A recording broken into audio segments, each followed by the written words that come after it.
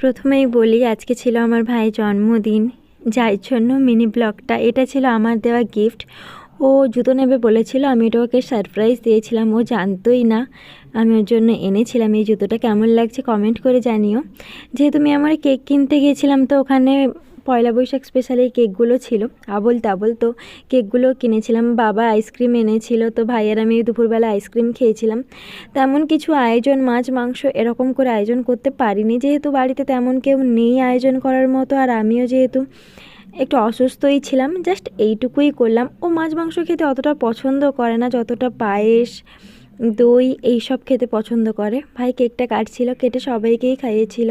এইটুকুই বলবো, জীবনে তুই অনেক বড় হও, ভালো একটা মানুষ হও, আর সারা জীবন বাবা পাশে থাক। আজকের দিনে খুব মিস করছি মাকে। মা তুমিও ভালো থেকো।